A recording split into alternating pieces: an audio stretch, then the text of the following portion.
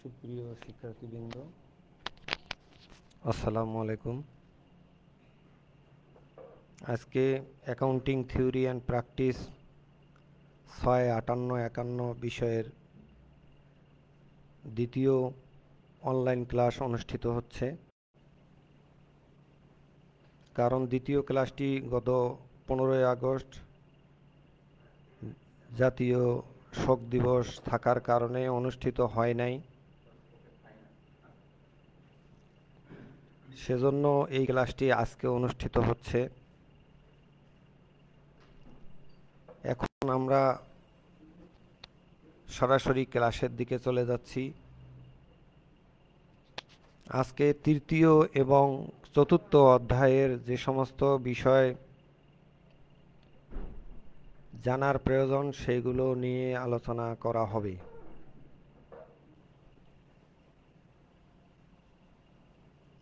প্রথমে যে বিষয়টি নিয়ে আলোচনা করা হচ্ছে সেটি হলো লেনদেনের সত্তা, ট্রানজ্যাকশন অ্যাসপেক্ট। আমরা গত ক্লাসে জেনেছি যে কোনো লেনদেন সংগঠিত হওয়া মাত্র দুটি তরফায় ভাগ করা হয়, একটি দাতা এবং অন্যটি গ্রহীতা। আমরা যে প্রক্রিয়ায় একটি পক্ষকে দাতা এবং অন্য পক্ষকে গ্রহীতায় লিপিবদ্ধ করি, এটি হলো লেনদেনের দ্বৈত সত্তা। দ্বৈত সত্তা মানে দুটি পক্ষ বিদ্যমান থাকবে, এক পক্ষ দাতা এবং অন্য পক্ষ গ্রহীতা। আমি গত ক্লাসেও বলেছিলাম যে একজন লোকের যদি 10টি পকেটও থাকে এবং 10টি পকেটের মধ্যেই যদি টাকা লেনদেন করে, উপর পকেট থেকে নিচ পকেট, নিচ পকেট থেকে বাম পকেট, বাম পকেট থেকে ডান পকেট, এখানে অনেকগুলো অর্থের পরিবর্তন ঘটতেছে, কিন্তু ওই ব্যক্তির আর্থিক অবস্থার কোনোরূপ পরিবর্তন ঘটে না। সুতরাং আমরা বলতে পারি যে এটি কোনো লেনদেন নয়। লেনদেন হতে গেলে লেনদেনের দুটি পক্ষ বিদ্যমান থাকতে হবে, অর্থাৎ এক পক্ষ গ্রহণ করবে এবং এক পক্ষ প্রদান করবে। এটি হলো লেনদেনের দ্বৈত সত্তা।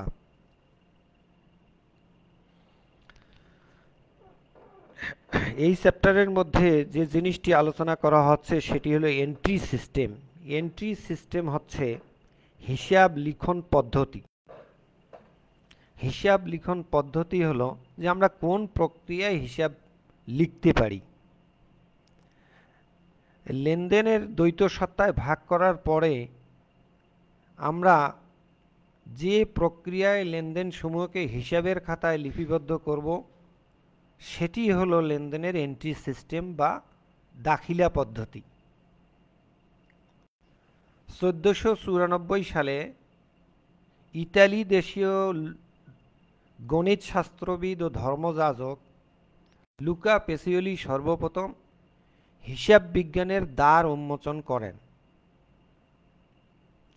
তার এই হিসাব বিজ্ঞানের দ্বার উন্মোচনের পূর্বে হিসাবের ক্ষেত্রে যে লিখন পদ্ধতি দুনিয়াতে প্রচলিত ছিল সেটি হলো একতরফা দাখিলা পদ্ধতি। তাহলে আমরা একতরফা দাখিলা পদ্ধতির সংজ্ঞা বলতে কি বুঝি? কোনো লেনদেন সংগঠিত হওয়া মাত্র দ্বৈত সত্তায় ভাগ না করে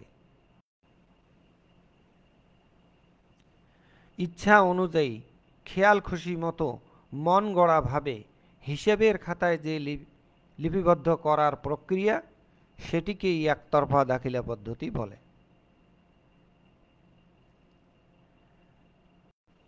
এ সম্পর্কে প্রফেসর এইচ ব্যানার্জি বলেন, any system which ignores twofold aspect of each transaction is known as single entry system অথবা is terms as single entry system. যে হিসাব লেনদেনের দ্বৈত সত্তা অনুসরণ করে না তাকেই একতরফা দাখিলা পদ্ধতি বলে। এটি একটি মনগড়া পদ্ধতি। যদি হিসাব বিজ্ঞানের সঠিক জ্ঞান না থাকে সেক্ষেত্রে যে প্রক্রিয়া অবলম্বন করে হিসাব রাখা হয় সেটিকেই সহজ কথায় একতরফা দাখিলা পদ্ধতি বলে অভিহিত করা হয়।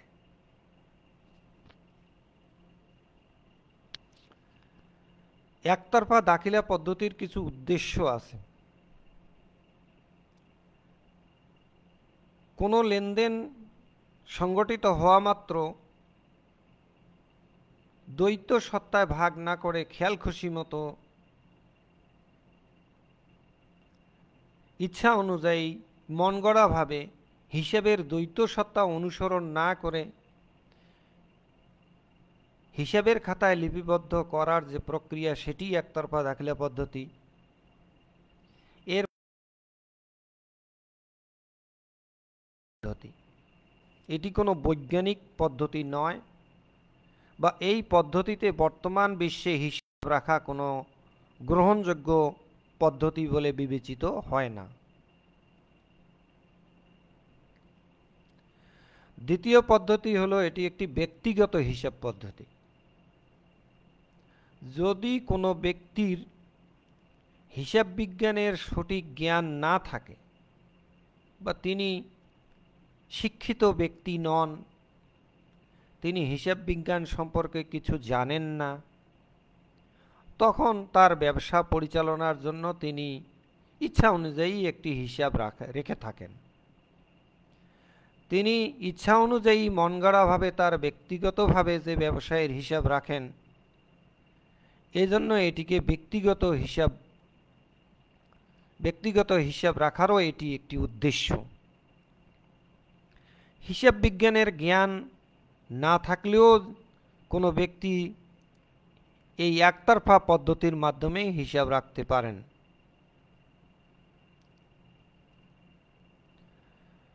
হিসাব সংখ্যা এই পদ্ধতিতে হিসাব রাখার জন্য হিসাবের কোনো ভাগ করার প্রয়োজন পড়ে না। যেমন আমরা প্রথমে ডেবিট বা ক্রেডিট বা সম্পত্তিবাচক বা নামিক হিসাবের অনেকগুলো ভাগ করে থাকি। এই ক্ষেত্রে হিসাবের ভাগ করার কোনো প্রয়োজন পড়ে না। যেহেতু এটি একটি ব্যক্তিগত মনগড়া পদ্ধতি, ব্যবসায়ের মালিক তার ইচ্ছা অনুযায়ী খেয়াল খুশি মতো রেখে থাকেন, তাই বলা যায় এই পদ্ধতিতে হিসাব রাখার ক্ষেত্রে ব্যয় কম হয় এবং ব্যয় কম করাই এর একটি উদ্দেশ্য।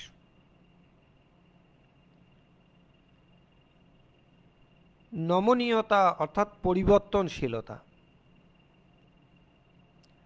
নির্দিষ্ট নিয়মে অর্থাৎ বৈজ্ঞানিক পদ্ধতিতে যেহেতু হিসাব রাখা হয় না, সুতরাং এই পদ্ধতিতে হিসাব রাখার ফলে যে কোনো সময় মালিক তার হিসাবের পরিবর্ধন পরিমার্জন খেয়াল খুশি মতো পরিবর্তন করতে পারেন। এটি একতরফা দাখিলা পদ্ধতির একটি বিশেষ উদ্দেশ্য। গোপনীয়তা। মালিক যদি মনে করেন যে তিনি ব্যবসায়ের গোপনীয়তা রক্ষা করবেন, সেক্ষেত্রে মালিক একতরফা দাখিলা পদ্ধতিতেই হিসাব রেখে থাকেন। কারণ হিসাব রাখার ক্ষেত্রে মালিকের গোপনীয়তা রক্ষার ক্ষেত্রে একতরফাই হলো একটি উত্তম পদ্ধতি। এখন আমরা দেখি যে একতরফা দাখিলা পদ্ধতির কি কি সুবিধা। যদিও একতরফা দাখিলা পদ্ধতি হিসাব বিজ্ঞানের ক্ষেত্রে একটি গ্রহণীয় পদ্ধতি নয় বা আধুনিক হিসাব বিজ্ঞান এই পদ্ধতিটিকে গ্রহণ করেনি, তবুও এই পদ্ধতির কিছু সুবিধা বিদ্যমান আছে। যেমন এই পদ্ধতিটি একটি সহজ পদ্ধতি। ব্যবসায়ের মালিক ইচ্ছা মতো খেয়াল খুশি মতো একটি হিসাব রক্ষা করেন, সেই দিক থেকে বিবেচনা করলে এটি একটি সহজ পদ্ধতি। দ্বিতীয়ত, হিসাব বিজ্ঞানের সঠিক জ্ঞানের প্রয়োজন নাই। যদি কোনো ব্যবসায়ের মালিক হিসাব বিজ্ঞানের সঠিক জ্ঞান অর্জন না করেন বা হিসাব বিজ্ঞানের সঠিক জ্ঞান না থাকে বা তিনি আধুনিক হিসাব ব্যবস্থা মতো হিসাবের খাতাপত্র মেনটেন না করেন, সেই ক্ষেত্রে তিনি একতরফা পদ্ধতি অনুসরণ করতে পারেন। হিসাব বিজ্ঞানের জ্ঞান না থাকলে এটি হিসাব রাখার জন্য একটি উত্তম পদ্ধতি। যেহেতু মালিক নিজের খেয়াল খুশি মতো এবং হিসাব বিজ্ঞানের নীতি অনুসরণ করেন না, সেই দিক থেকে এটি কম ব্যয়বহুল। এই হিসাব পদ্ধতিতে হিসাব রাখার ক্ষেত্রে ব্যয় অনেকটা কমে যায়। অন্য পক্ষে যেহেতু ব্যয় কমে যায় আর রীতি অনুসরণ করেন না, কোনো পদ্ধতি অনুসরণ করেন না, সেই দিক থেকে এটি সময়ও কম লাগে। হিসাবের স্বল্পতা, এই পদ্ধতিতে দুতরফার ন্যায় ডেবিট বা ক্রেডিট সূত্র মানা হয় না বলে এই পদ্ধতিতে হিসাব সংখ্যাও কম থাকে। আমি একটু আগেই বলেছি যে এই পদ্ধতিতে গোপনীয়তা রাখা সম্ভব হয়, কারণ মালিক যদি মনে করে যে আমি ব্যবসায়ের কত লাভ, কত ক্ষতি, সঠিক আর্থিক চিত্র, কত সম্পদের পরিমাণ, কত দায়ের পরিমাণ, এগুলো আয়কর কর্তৃপক্ষের কাছে, নিরীক্ষা কর্তৃপক্ষের কাছে আমি গোপন করব, সেই ক্ষেত্রে তিনি একতরফা দাখিলা পদ্ধতি হিসাব রাখেন। এই দিক থেকে বিবেচনা করলে এটি একতরফা দাখিলা পদ্ধতির একটি সুবিধা। এই পদ্ধতিতে হিসাব রাখার ফলে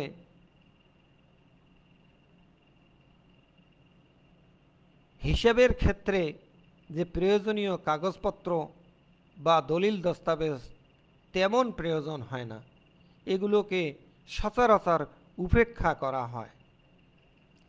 অতএব এই সমস্ত বিষয়গুলো একতরফা দাখিলা পদ্ধতির সুবিধা। পক্ষান্তরে একতরফা দাখিলা পদ্ধতির অসুবিধাগুলো কি কি? Disadvantage of single entry system. বিশ্বাসযোগ্যতা, রিলায়েবিলিটি। এই একতরফা দাখিলা পদ্ধতিতে হিসাব রাখার ফলে আয়কর কর্তৃপক্ষ, নিরীক্ষা কর্তৃপক্ষ বা সরকারের যে সমস্ত কর্তৃপক্ষ কারবারের আয় ব্যয় দেখে থাকেন, নিরীক্ষা করে থাকেন, বা কারবারের লাভ লোকসান বা কারবারের আর্থিক চিত্র দেখে থাকেন, সেই সমস্ত কর্তৃপক্ষের কাছে একতরফা দাখিলা পদ্ধতিতে হিসাব রাখার ক্ষেত্রে বিশ্বাসযোগ্যতা থাকে না, কারণ তারা একতরফা দাখিলা পদ্ধতিতে হিসাব রাখলে সেই হিসাব পদ্ধতিটি তারা গ্রহণ করেন না। দ্বিতীয়ত, মিলকরণ। একতরফা দাখিলা পদ্ধতিতে হিসাব রাখার ফলে হিসাবের শুদ্ধতা যাচাই করা সম্ভব হয় না। যেহেতু একতরফা দাখিলা পদ্ধতিতে হিসাব রাখার ফলে হিসাবের দ্বৈত সত্তা অনুসরণ করা হয় না, সেজন্য জাবেদা প্রস্তুত করা হয় না, খতিয়ান প্রস্তুত করা হয় না, রেওয়ামিল প্রস্তুত করা হয় না, সর্বোপরি আর্থিক অবস্থা নিরূপণ করা অথবা আর্থিক অবস্থা বিশ্লেষণ করা কোনোটিই হয় না। ফলে হিসাবের যে শুদ্ধতা যাচাইকরণ বা মিলকরণ, এটি আসলে বৎসর শেষে সঠিকভাবে নিরূপণ করা সম্ভব হয় না। সঠিকভাবে লাভ লোকসান নির্ণয় করাও সম্ভব হয় না। চতুর্থত ব্যক্তিগত পদ্ধতি। আমি একটু আগেই বলেছি উদ্দেশ্যের মধ্যে যে এটি একটি ব্যক্তিগত পদ্ধতি। হিসাব বিজ্ঞানের যে আধুনিক রূপ, দ্বৈত সত্তা এবং সঠিকভাবে সফটওয়্যারের মাধ্যমে হিসাব রাখা, এই একতরফা দাখিলা পদ্ধতির মাধ্যমে কোনো নিয়ম নীতি অনুসরণ করা হয় না। এই দিক থেকে বিবেচনা করলে এটি একটি ব্যক্তিগত পদ্ধতি। এই পদ্ধতির মাধ্যমে একটি ব্যবসা প্রতিষ্ঠানের সঠিক দায়, সঠিক সম্পদ, সঠিক পাওনাদার, সঠিক দেনাদার কোনোটিই সঠিকভাবে নির্ণয় করা সম্ভব হয় না। এখন আসি আমরা দুতরফা দাখিলা পদ্ধতি। যে পদ্ধতির কথা আমরা এতক্ষণ আলোচনা করতেছি, যে 1494 সালে ইতালি দেশীয় গণিত শাস্ত্রবিদ ও ধর্মযাজক লুকা পেসিওলি সর্বপ্রথম যে পদ্ধতিটির ধারণা প্রদান করেন সেটি হলো দুতরফা দাখিলা পদ্ধতি। এ পদ্ধতির মূল কথা কি? কোনো লেনদেন সংগঠিত হওয়া মাত্র দ্বৈত সত্তায় ভাগ করে, অর্থাৎ একটিকে ডেবিট এবং অন্যটিকে ক্রেডিট রূপে বিভক্ত করে হিসাবের খাতায় লিপিবদ্ধ করার পদ্ধতি হলো দুতরফা দাখিলা পদ্ধতি। এই পদ্ধতিতে প্রত্যেকটি লেনদেনকে দুভাগে ভাগ করা হয়, এজন্যই একে দুতরফা দাখিলা পদ্ধতি বলা হয়। এই সম্পর্কে প্রফেসর এইচ ব্যানার্জি বলেন, দি system of recording the two-fold aspect of a transaction is known as double entry system. কোনো লেনদেনের দুইটি পক্ষ লিপিবদ্ধ করার পদ্ধতিকে দুতরফা দাখিলা পদ্ধতি বলে। যদি কোনো লিখন system, entry system are not follow the double entry system, this is the single entry system, and which system are follow the double entry system as known as follow the debit and credit is known as double entry system. এ সম্পর্কে আর.এন. কাটার বলেন, any debit must have a corresponding credit and vice versa. প্রতিটি ডেবিটের অনুরূপ credit থাকবে এবং প্রতিটি ক্রেডিটের অনুরূপ debit থাকবে। এটি হলো হিসাবের দুতরফা দাখিলা পদ্ধতি। এখন আমরা দেখি দুতরফা দাখিলা পদ্ধতির সুবিধা কি কি। নিশ্চয়ই দুতরফা দাখিলা পদ্ধতির সুবিধা একতরফা দাখিলা পদ্ধতির সুবিধা অপেক্ষা বেশি। এই কারণেই কিন্তু কোনো কোনো ক্ষেত্রে দুতরফা দাখিলা পদ্ধতি একতরফা দাখিলা পদ্ধতি অপেক্ষা উন্নততর। কি কি সুবিধা আমরা দেখতে পাই? যে এটি একটি নির্ভরযোগ্য হিসাব পদ্ধতি, বিজ্ঞানসম্মত হিসাব পদ্ধতি, বিশ্বাসযোগ্য হিসাব পদ্ধতি। সুতরাং এর অনেক সুবিধা আমরা দেখতে পাই। এক, লেনদেনের পরিপূর্ণ হিসাব। দুতরফা দাখিলা পদ্ধতির মাধ্যমে হিসাব রাখার ফলে একটি লেনদেনের আমরা পরিপূর্ণ হিসাব পেয়ে যাই। লেনদেনের হিসাব পাওয়ার পরে যে আমরা মিলকরণ করব অথবা গাণিতিক শুদ্ধতা যাচাই করব, দুতরফা দাখিলা পদ্ধতির মাধ্যমে হিসাব রাখার ফলে আমরা হিসাবের গাণিতিক শুদ্ধতা যাচাই করতে পারি। দ্বিতীয়, সঠিকভাবে লাভ লোকসান নির্ণয় করতে পারি। একটি আর্থিক বৎসর শেষে বা হিসাব বৎসর শেষে একটি ব্যবসা প্রতিষ্ঠানের মালিক অবশ্যই তার ব্যবসা প্রতিষ্ঠানের কত লাভ হলো, কত ক্ষতি হলো তা সঠিকভাবে জানতে চাইবেন। দুতরফা দাখিলা পদ্ধতির মাধ্যমে হিসাব রাখার ফলে একটি ব্যবসা প্রতিষ্ঠানের মালিক সঠিকভাবে লাভ, সঠিকভাবে লোকসান, সঠিকভাবে তার ব্যবসায়ের আর্থিক চিত্র জানতে পারেন। আর্থিক অবস্থা নিরূপণ।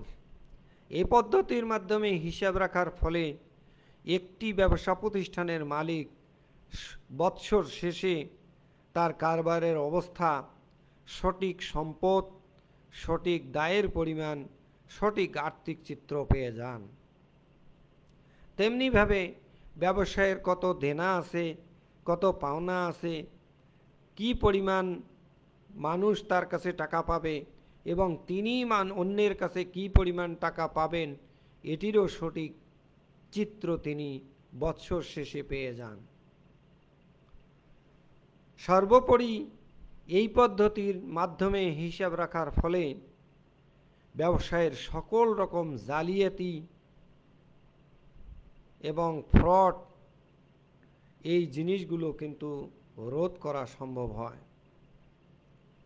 এবং এই পদ্ধতির মাধ্যমে হিসাব রাখার ফলে যদি ব্যবসায়ের উত্তরোত্তর উন্নতি হয় এবং ব্যবসায়ের গতি ঊর্ধ্বমুখী হয়, তবে সেই ক্ষেত্রে ব্যবসায়ের ভবিষ্যৎ পরিকল্পনা এবং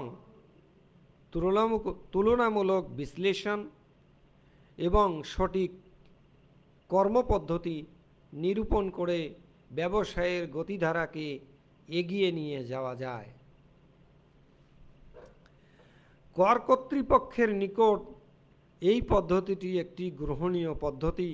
বৎসর শেষে একটি ব্যবসা প্রতিষ্ঠান তার ব্যবসায়ের সঠিক আয়কর, সঠিক ভ্যাট এই সমস্ত সরকারের কাছে প্রদান করে থাকেন। দুতরফা দাখিলা পদ্ধতির মাধ্যমে হিসাব রাখার ফলে ব্যবসা প্রতিষ্ঠান তার সঠিক কর নির্ধারণ করে এই কর সরকারকে প্রদান করে দেশের আর্থিক অবস্থার উন্নয়নেও সহায়তা করে থাকেন। এখন দেখি দুতরফা দাখিলা পদ্ধতির মূল নীতি কি। Principle of double entry system. দুতরফা দাখিলা পদ্ধতির মূল নীতিগুলো কি কি? এর মূল নীতি হলো দ্বৈত সত্তায় বিভক্তকরণ। যদি কোনো লেনদেন সংগঠিত হওয়া মাত্র দ্বৈত সত্তায় ভাগ না করা হয় তাহলে তাকেই দুতরফা দাখিলা পদ্ধতি বলা হবে না। তাই দ্বৈত সত্তা বা একটিকে ডেবিট এবং অন্যটিকে ক্রেডিট করা এই পদ্ধতির প্রথম ও প্রধান মূলনীতি। সঠিক নিয়মে বুককিপিংয়ের নিয়ম অনুসারে দাতা গ্রহীতা নির্ণয় করাও এর দ্বিতীয় মূলনীতি। তৃতীয় মূলনীতি হচ্ছে অর্থের অঙ্কের সমতা। কোনো লেনদেন সংগঠিত হওয়া মাত্র একটিকে ডেবিট এবং অন্যটিকে ক্রেডিট করা হয়। উদাহরণস্বরূপ বলা যায়, রহিমের নিকট 500 টাকার নগদ মাল ক্রয় করা হলো। এক্ষেত্রে ক্রয় হিসাব ডেবিট এবং নগদান হিসাব ক্রেডিট। ক্রয় হিসাবকে 500 টাকা ডেবিট করা হলো এবং নগদান হিসাবকে ক্রেডিট করা হলো। কিন্তু ক্রয় হিসাবে 500 টাকা, নগদানে 50 টাকা এইরূপ লিপিবদ্ধ করলে অর্থের অঙ্কের সমতা হবে না। সুতরাং ডেবিটে 500 টাকা এবং ক্রেডিটে 500 টাকা লিপিবদ্ধ করা এর একটি প্রধান মূলনীতি। যদি অর্থের অঙ্কের সমতা বজায় রাখা না যায় সেক্ষেত্রে হিসাবের গাণিতিক শুদ্ধতা যাচাইয়ের ক্ষেত্রে এই ভুল বিষয়টি ধরা পড়ে যাবে এবং সঠিকভাবে ভুল সংশোধন করাও যাবে। এর ডেবিট ক্রেডিট খাত প্রত্যেকটি লেনদেন সংগঠিত হইবার ক্ষেত্রেও ডেবিট ক্রেডিট খাত থাকে এবং ডেবিট ক্রেডিট খাতে হিসাব রাখাও এর প্রধান মূলনীতি। সঠিক আর্থিক চিত্র নির্ণয় করাও দুতরফা দাখিলা পদ্ধতির একটি মূল বিষয়বস্তু। সঠিক লাভ লোকসান নির্ণয় করাও বৎসর শেষে একটি ব্যবসা প্রতিষ্ঠান কত লাভ কত ক্ষতি হলো এটি নির্ণয় করাও এর একটি মুখ্য মূলনীতি। সর্বোপরি এর ব্যবহার অতীব সহজ যদি হিসাব বিজ্ঞানের সম্যক ধারণা থাকে। যদি হিসাব বিজ্ঞানের সম্যক ধারণা না থাকে তবে এটি নির্ণয় করা অত্যন্ত কঠিন হবে। পরিশেষে এটি একটি কৃত্রিম ব্যক্তি সত্তা, সেপারেট এন্টিটি। কৃত্রিম ব্যক্তি সত্তা হওয়ার কারণে এবং দুতরফা দাখিলা পদ্ধতি মাধ্যমে হিসাব রাখার ফলে ব্যবসা প্রতিষ্ঠান এবং ব্যবসায়ের মালিক প্রতিটি আলাদা সত্তা বলে বিবেচনা করা হয়। সুতরাং ব্যবসায়ের ক্ষেত্রে এবং মালিকের ক্ষেত্রে আইনগত ব্যবস্থা গ্রহণের ক্ষেত্রে তেমন কোনো সমস্যা থাকে না, যেহেতু এই পদ্ধতিটি একটি আইনসিদ্ধ পদ্ধতি। সুতরাং এর মাধ্যমে হিসাব রাখা অত্যন্ত গ্রহণীয় এবং নির্ভুল বলে বিবেচিত হয়। এখন আমরা যে জিনিসটির দিকে আলোকপাত করব সেটি হলো একতরফা দাখিলা পদ্ধতি এবং দুতরফা দাখিলা পদ্ধতির মধ্যে পার্থক্য। প্রাথমিকভাবে প্রত্যেকেই একতরফা দাখিলা পদ্ধতি এবং দুতরফা দাখিলা পদ্ধতি একই পদ্ধতি বলে মনে করে থাকেন, কিন্তু একতরফা দাখিলা পদ্ধতি এবং দুতরফা দাখিলা পদ্ধতি হিসাব রাখার ক্ষেত্রে ব্যাপক পার্থক্য পরিলক্ষিত হয়। যেমন আমরা দেখতে পাই, একতরফা দাখিলা পদ্ধতি একটি মনগড়া অবৈজ্ঞানিক পদ্ধতি। হিসাব রাখার ক্ষেত্রে খেয়াল খুশি মতো পদ্ধতি। পক্ষান্তরে দুতরফা দাখিলা পদ্ধতি একটি বৈজ্ঞানিক পদ্ধতি এবং আধুনিক পদ্ধতি। হিসাব বিজ্ঞানের সঠিক নিয়ম অনুসরণ করেই এই পদ্ধতিতে হিসাব রাখা হয়।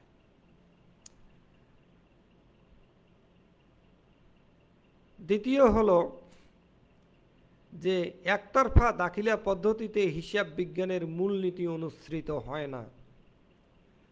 পক্ষান্তরে দুতরফা দাখিলা পদ্ধতিতে হিসাব বিজ্ঞানের মূলনীতি অর্থাৎ দ্বৈত সত্তা অনুসরণ করে হিসাব রাখা হয়। তৃতীয়, একতরফা দাখিলা পদ্ধতিতে হিসাব রাখার ফলে হিসাব বিজ্ঞানের সঠিক আর্থিক চিত্র পাওয়া যায় না। পক্ষান্তরে দুতরফা দাখিলা পদ্ধতিতে হিসাব রাখার ফলে বৎসরের শেষে কত লাভ কত ক্ষতি বা ব্যবসা প্রতিষ্ঠানের সঠিক আর্থিক চিত্র পাওয়া যায়। একতরফা দাখিলা পদ্ধতিতে হিসাব রাখার ফলে গাণিতিক শুদ্ধতা যাচাই করা যায় না। পক্ষান্তরে দুতরফা দাখিলা পদ্ধতিতে হিসাব রাখার ফলে ব্যবসা প্রতিষ্ঠানের গাণিতিক শুদ্ধতা যাচাই করা যায়। একতরফা দাখিলা পদ্ধতিতে হিসাব রাখার ফলে কত লাভ কত ক্ষতি বা সঠিক লাভ লোকসান জানা যায় না। পক্ষান্তরে দুতরফা দাখিলা পদ্ধতির মাধ্যমে হিসাব রাখার ফলে কারবারের সঠিক লাভ লোকসান নির্ণয় করা যায়।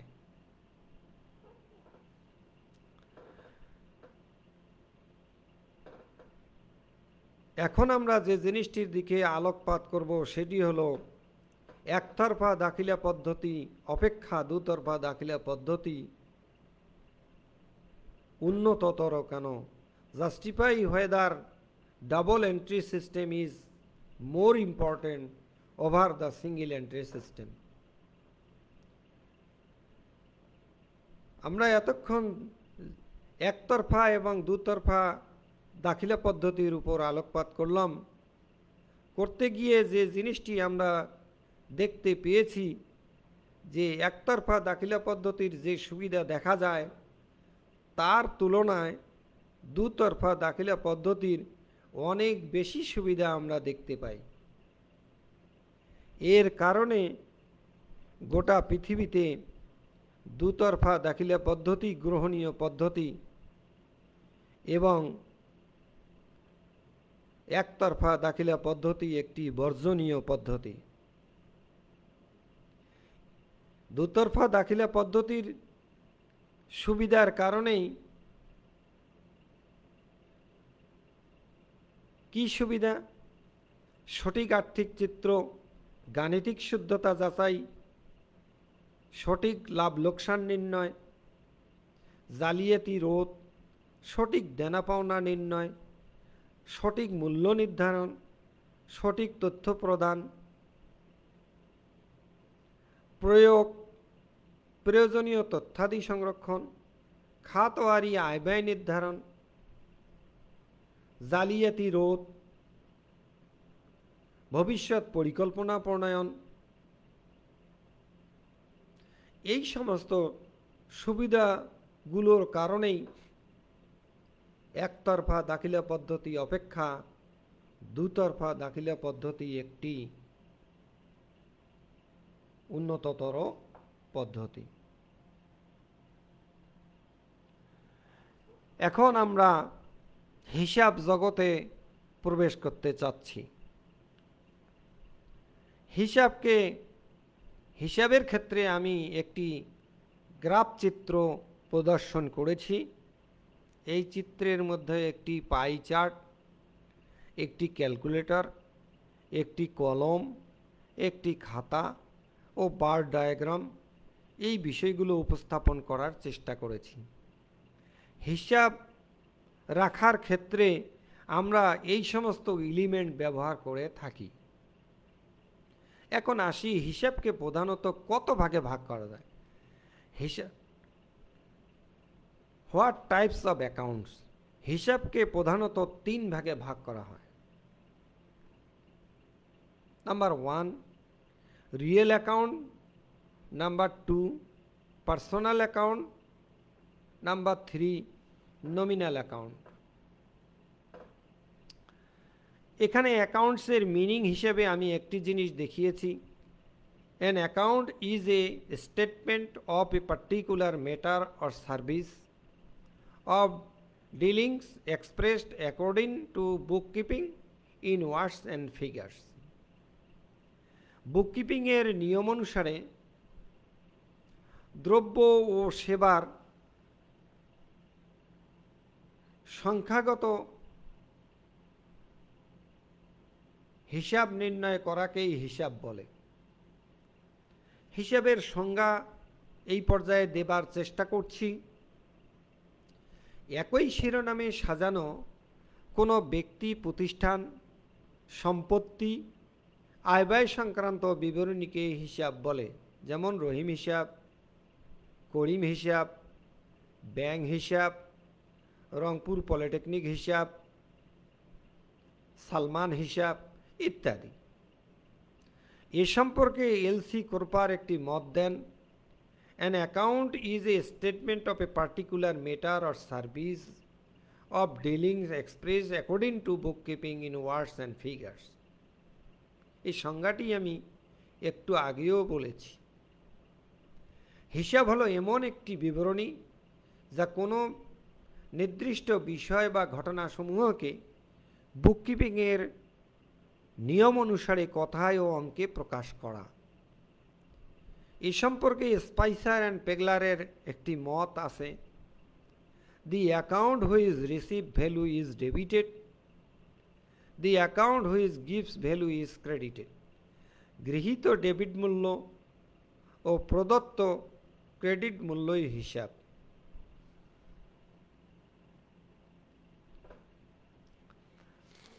এক্ষেত্রে হিসাবের শ্রেণীবিভাগ, explain the different types of accounts. একটু আগেও টাইপস অফ অ্যাকাউন্টস আমি দেখিয়েছি। হিসাবের 3টি ভাগ দেখিয়েছি। এক হলো রিয়েল অ্যাকাউন্ট। রিয়েল অ্যাকাউন্টের 2টি ভাগ আছে, যেমন debtors account, creditors account. Personal account impersonal অ্যাকাউন্টের দুটি ভাগ আছে, রিয়েল অ্যাকাউন্ট, নমিনাল অ্যাকাউন্ট, এবং ইনকাম অ্যাকাউন্টের দুটি ভাগ আছে, নমিনাল অ্যাকাউন্টের দুটি ভাগ আছে, income account and expenditure account. তাহলে হিসাবের ক্ষেত্রে তিনটি ভাগ পেলাম। পার্সোনাল অ্যাকাউন্টে debtors account, creditors account. Impersonal অ্যাকাউন্টে রিয়েল অ্যাকাউন্ট, নমিনাল অ্যাকাউন্ট।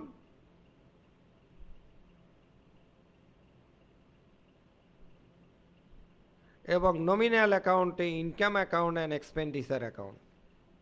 এটিকে আমি আরও পরে একটু বিস্তারিতভাবে আলোচনা করছি। এ পর্যায়ে আমি হিসাবের শ্রেণীবিভাগটি একটি চার্টের মাধ্যমে উল্লেখ করার চেষ্টা করছি। ব্যক্তিবাচক এটি দেখলেই হিসাবের শ্রেণীবিভাগ সম্পর্কে সুস্পষ্ট ধারণা পাবে আশা করি। পার্সোনাল অ্যাকাউন্টকে দেনাদার হিসাব, পাওনাদার হিসাব, ডেটর্স অ্যাকাউন্ট, ক্রেডিটর্স অ্যাকাউন্ট এবং ক্যাপিটাল অ্যাকাউন্ট ভাগ করা হয়েছে। ইম্পার্সোনাল অ্যাকাউন্টকে রিয়েল অ্যাকাউন্ট, নমিনাল অ্যাকাউন্টে ভাগ করা হয়েছে। নমিনাল অ্যাকাউন্টকে আবার দুই ভাগে ভাগ করা হয়েছে, ইনকাম অ্যাকাউন্ট, এক্সপেন্ডিচার অ্যাকাউন্ট। সম্পত্তিবাচককে তিন ভাগে ভাগ করা হয়েছে, স্পর্শনীয় সম্পত্তি, অস্পর্শনীয় সম্পত্তি, অলিক সম্পত্তি। দেনাদার হিসাব এবং ক্যাপিটাল হিসাবকে এখানে আরও তিন ভাগে ভাগ করা হয়েছে, স্বাভাবিক ব্যক্তি, কৃত্রিম ব্যক্তি, প্রতিনিধিত্বমূলক ব্যক্তি।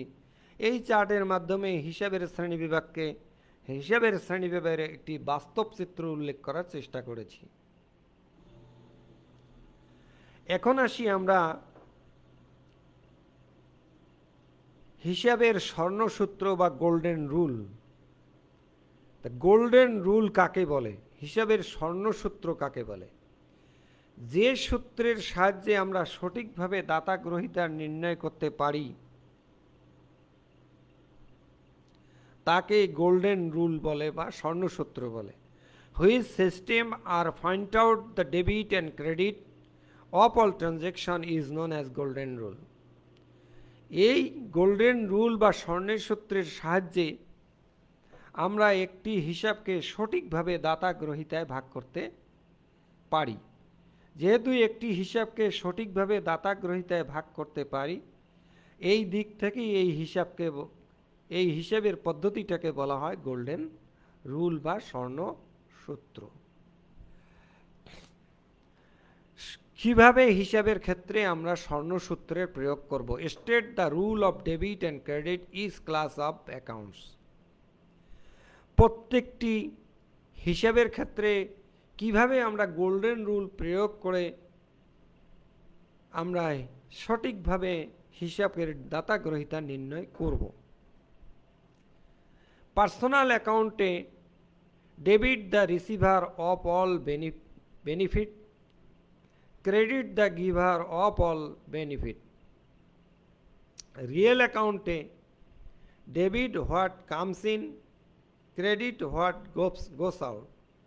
Nominal account, all expenses and losses are debit, all income and gains are credit. এই পর্যায়ে আমি ওই বিষয়টিকে আরও বাংলা এবং ইংলিশে দেখানোর চেষ্টা করেছি। ব্যক্তিবাচক হিসাব পার্সোনাল অ্যাকাউন্টে গ্রহীতাকে ডেবিট করতে হবে, দাতাকে ক্রেডিট করতে হবে। সম্পত্তিবাচক হিসাবে যা আসে তা ডেবিট করতে হবে, যা চলে যায় তা ক্রেডিট করতে হবে। নামিক হিসাবে সকল খরচ ও ক্ষতি ডেবিট করতে হবে এবং সকল আয় ও লাভকে ক্রেডিট করতে হবে। এ পর্যায়ে দাতা ও গ্রহীতা নির্ণয়ের একটি আধুনিক পদ্ধতি, এটিকে আমরা অ্যাকাউন্টিং ইকুয়েশন বা হিসাব সমীকরণ বলে থাকি।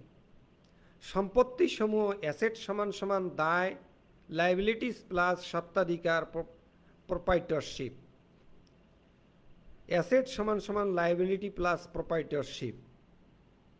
নিচে সম্পত্তি সমূহ বৃদ্ধি পেলে ডেবিট, সম্পত্তি সমূহ হ্রাস পেলে ক্রেডিট। দায় সমূহ দায়ের হ্রাস ডেবিট, দায়ের বৃদ্ধি ক্রেডিট। স্বত্বাধিকারের হ্রাস ডেবিট, স্বত্বাধিকারের বৃদ্ধি ক্রেডিট। নিম্নে লেনদেন সমূহের স্বর্ণসূত্র প্রয়োগের মাধ্যমে দাতা গ্রহীতা নির্ণয় করো। এখানে আমি একটি অঙ্ক দেবার চেষ্টা করেছি। জনাব কাদিরুল 50,000 টাকা মূলধন নিয়ে কারবার আরম্ভ করলেন। সুমন ধারে মাল ক্রয় করলেন, ব্যাংকে জমা দেওয়া হলো, সুমনকে পরিশোধ করা হলো, যন্ত্রপাতি ক্রয় করা হলো, কুঋণ লেখা হলো। এটির কিভাবে ক্রয় করা হয়েছে তা বাড়িতে বাড়ির কাজ হিসেবে করবা। অনেকে বইয়ের বিষয়ে ফোন করেছে আমাকে। আমাদের কারিগরি শিক্ষা বোর্ডের যে সিলেবাস আছে সেখানে বইয়ের নাম উল্লেখ আছে সিলেবাসের শেষে। সেখানে যে বইয়ের নাম উল্লেখ আছে, উচ্চ মাধ্যমিক পর্যায়ের যে হিসাব বিজ্ঞান বই চালু আছে, হিসাব রক্ষণ ও হিসাব বিজ্ঞান, তাতে প্রফেসর গাজী আব্দুল সালাম স্যারের বই আছে, পরেশ মণ্ডল স্যারের বই আছে, হক ও হোসাইন স্যারের বই আছে, ও ভৌমিক দত্ত সান্যাল আছে। আয়করের ক্ষেত্রে মোর্শেদ স্যারের বই আছে। এই বইগুলো পড়লেই কিন্তু তোমাদের এই কোর্সটি পুরোপুরি জানা হয়ে যাবে। তবে ডিপ্লোমা পর্যায়ে আমারও একটি বই আছে, দেখতে পারো। পরিশেষে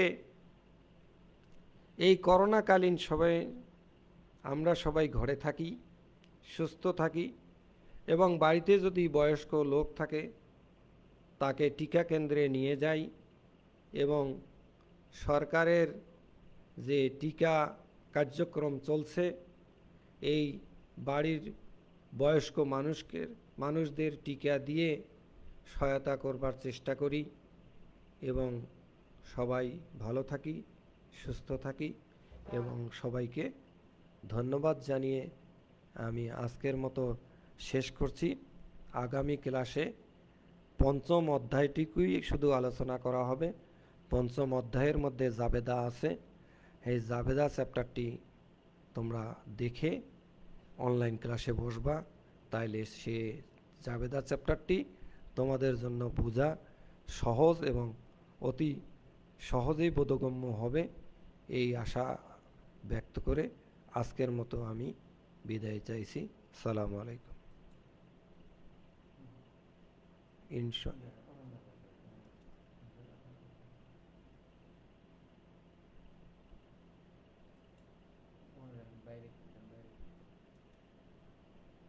কম্পিউটার বন্ধ হয়ে গেল কেন?